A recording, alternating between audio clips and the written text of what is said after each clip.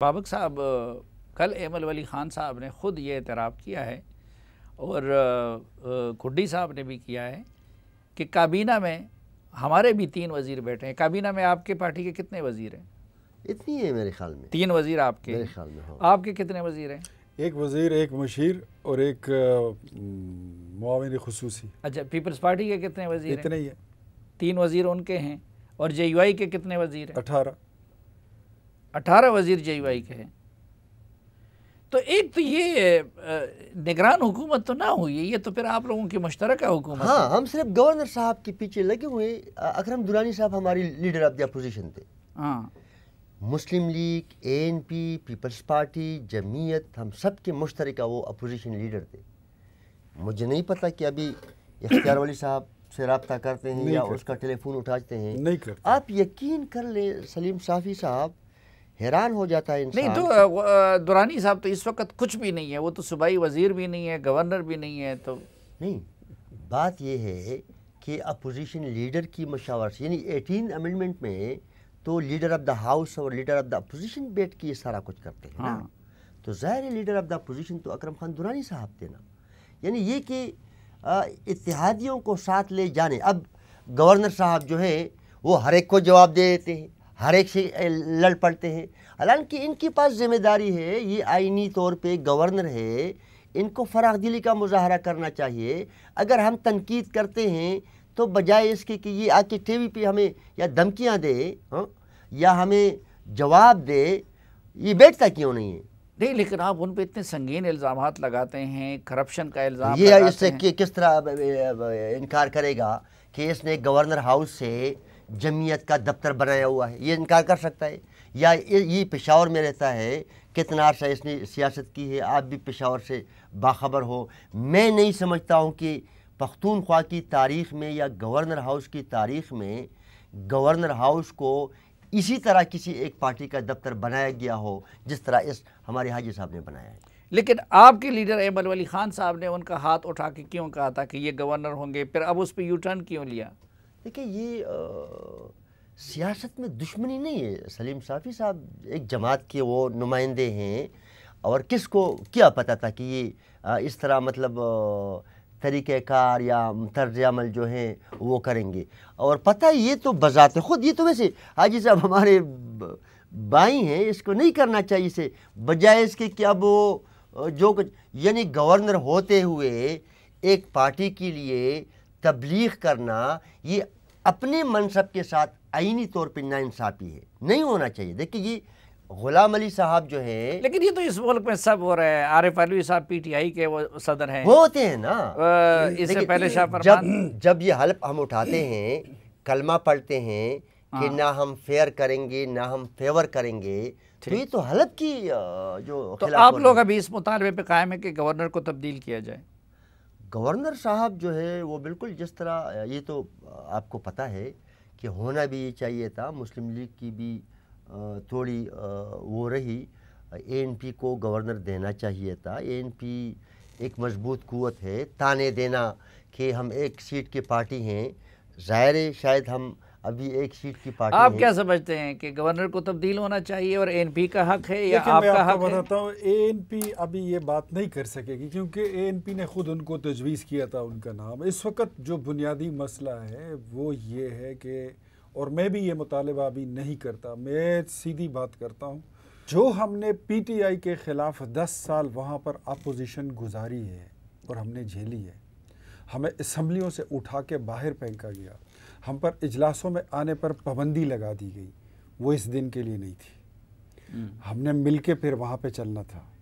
ابھی تو حکومت آپ کی پوری آئی ہی نہیں ہے اور آپ کے تیور اتنے بدل گئے ہیں، آپ کو چاہیے تھا آپ سب کو بلائیں۔ میں نے تو بار بار آپ کو بولا، زبانی بولا، کئی بار آپ کو بتایا نہیں، کہ آپ لیکن سب کو اکٹھا کریں۔ اختیار ولی صاحب، میرے صوبے کے لوگ، آپ اپنا سوال کریں، میں جی، ایک آپ جملہ بتائیں۔ کہنا چاہتا ہوں۔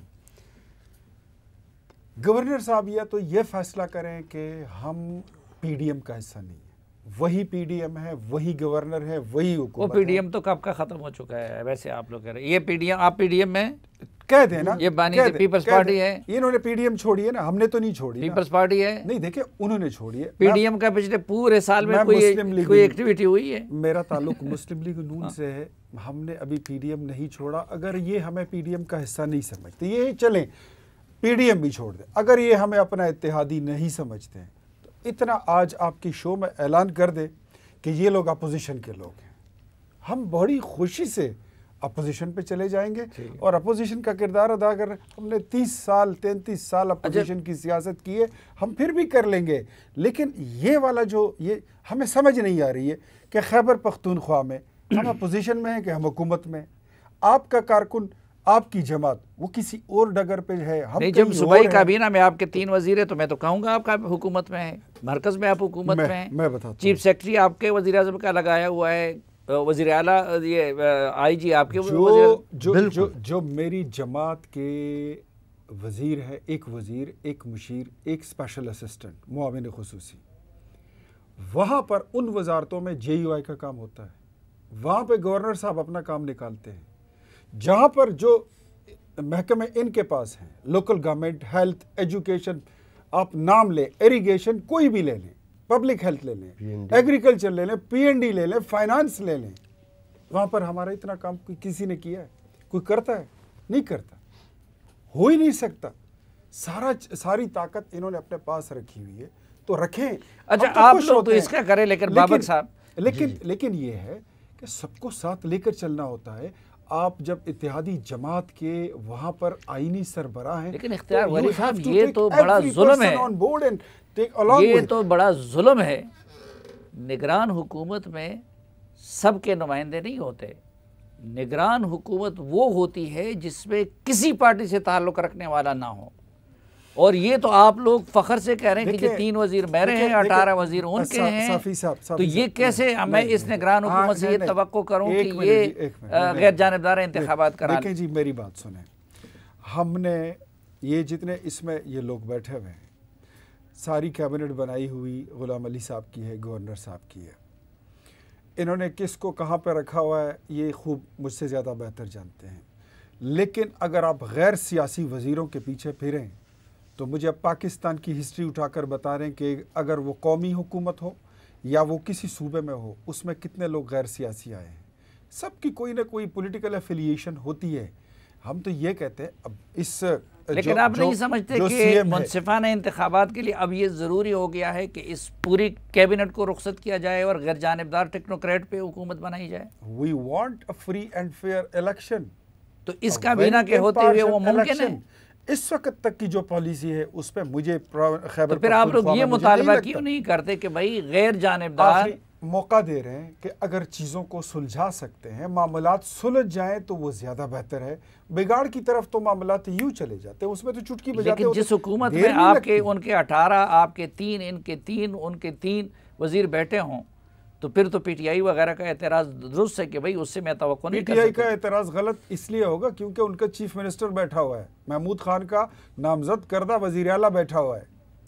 اچھا آپ کیا سمجھتے ہیں بابک صاحب کہ شفاف انتخابات یہ تقاضا کرتے ہیں کہ اس پورے نگران حکومت کو ختم کر کے حقیقی معنوں میں غیر جانبدار حکومت قائم کی جائے؟ بالکل. دیکھیں ایک تو یہ ایک حقیقت ہے کہ ہمارے ملک میں ایفیلیشن جو ہے the one way or the other way ہر ایک انسان کی رہتی ہے، وہ ایفیلیشن رہتی ہے. وہ کوئی اتنا بڑا مسئلہ بھی نہیں ہے، وہ اتنا میں نہیں سمجھتا ہوں کہ اتنی بڑی جرم ہے. لیکن ہماری صوبے کے ساتھ جس طرح آپ نے انٹرو میں بڑی تفصیل میں یہ بات کی کہ تجربہ گاہ بنا ہوا ہے، یعنی ہمارے لیے تو صوبے کے حقوق کی نظر سے دیکھا جائے تو عمران خان اور شہباز شریف میں کوئی فرق ہی نہیں ہے. 2015 میں اگر دیکھا جائے تو نواز شریف صاحب کی حکومت تھی، وہ NFC واٹ جاری نہیں کر سکے. 2020 میں عمران خان صاحب تھے، وہ جاری نہیں کر سکے. ہماری بجلی کی بقایا جات نہیں دے رہے ہیں، گیس ہم سے زبردستی لے جا رہے ہیں، ٹوبیکو پہ ہمارا قبضہ ہے، انٹرنیشنل ٹریڈ ہمارا بند ہے. یعنی اگر دیکھا جائے تو PSDP میں ہمارا کوئی شیئر ہی نہیں ہے.